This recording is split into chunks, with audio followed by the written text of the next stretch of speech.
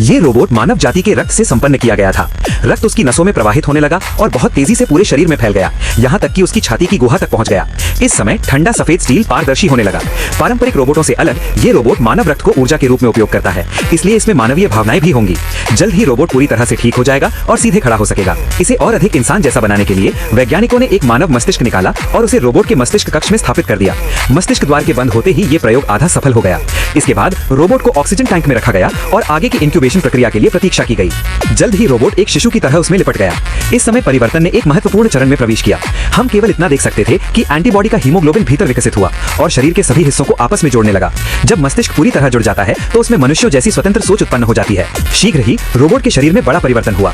Antibody mask ने तेजी से उसके मस्तिष्क को ढक लिया और एक दीवार बना ली। शरीर से जुड़े नलिकाएं भी धीरे धीरे वापस खिंचने लगी। इस समय रोबोट का कंकाल हीमोग्लोबिन संरचना में पूरी तरह मानव के समान हो गया। फिर उसे मानव रक्त के टैंक में धकेल दिया गया। इस तरह उसकी त्वचा और रक्त बिल्कुल मनुष्यों जैसे हो गए। जैसे जैसे शरीर धीरे धीरे ऊपर उठने लगा, रोबोट का सिर बाहर निकल आया। हम केवल ये देख पाए कि उसका शरीर सफेद हो गया था। ऐसा लग रहा था कि उसकी त्वचा में झाग बनने लगा है। जल्द ही उसका पूरा शरीर बाहर तैरने लगा। इसके बाद केवल प्रतीक्षा की प्रक्रिया बची थी। कुछ ही समय में उसका पूरा शरीर मानव जैसी आकृति से ढक गया।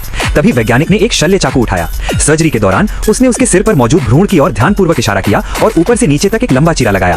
तभी एक चमत्कार हुआ। अचानक वैज्ञानिक ने उसे लपेटे हुए भ्रूण को फाड़ना शुरू किया और सचमुच इस समय रोबोट ने पूरी तरह मानव का चेहरा धारण कर लिया था। वो लगभग पूरी तरह इंसानों जैसा ही था।